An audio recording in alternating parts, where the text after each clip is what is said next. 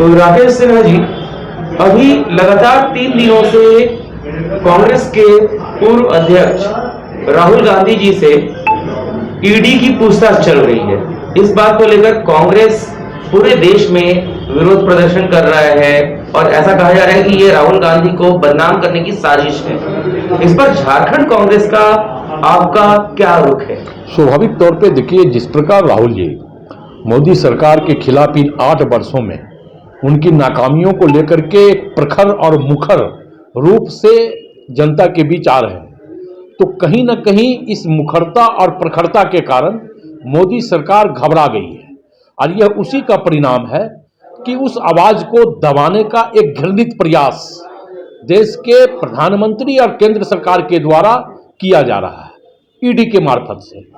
लेकिन क्योंकि हम जब अंग्रेजों के सामने घुटने नहीं टेके, तो ये मोदी के सामने घुटने टेकने का कोई सवाल पैदा नहीं होता। ये जितना हम पर दमनात्मक कार्रवाई करेंगे, हमारी आवाज़, हमारी प्रखरता उतनी आगे बढ़ेगी और उतनी मजबूती के साथ हम आम जनमानस के बीच मोदी सरकार के नाकामियों को लेकर के जाने का काम करेंगे। ये मुद्दा नहीं है। आप देखें कि 2015 में ही ईडी ने साक्ष्य के अभाव में इस केस को स्वयं बंद कर दिया था जांचों उपरांत।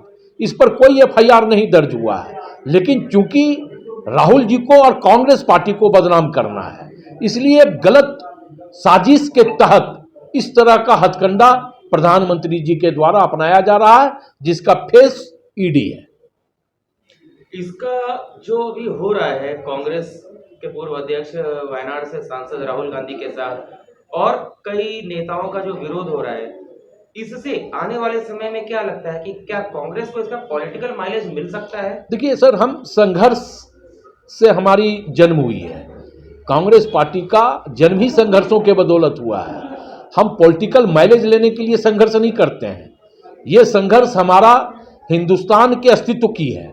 ये संघर्ष हमारा देश के संविधान को बचाने का है। ये संघर्ष हमारा देश के लोकतंत्र को बचाने का है। यह संघर्ष हमारा देश के धर्मनिरपेक्षता को बचाने का है। यह संघर्ष हमारा देश के गंगा जमुना तहजीब को बचाने का है और ये बचाने के लिए हमारा संघर्ष लगातार जारी रहेगा।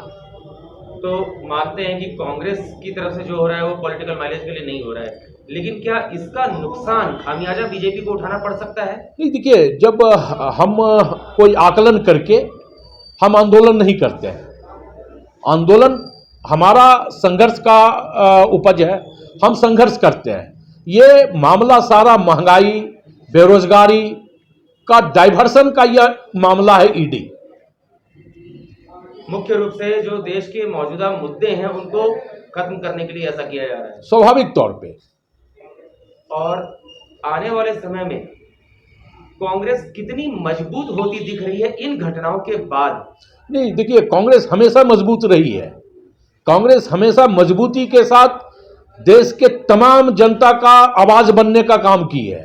प्रखरता के साथ हम आवाज बनने का प्रयास करते रहे, क्योंकि कांग्रेस पार्टी का इस हिंदुस्तान की मिट्टी से या हिंदुस्तान के आवाम से सिर्फ वोट लेने का और सत्ता हासिल करने का संबंध नहीं है।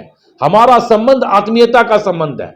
हमारा संबंध सुख और दुख का संबंध है। हमारा संबंध डेमोक्रेसी का संबंध है।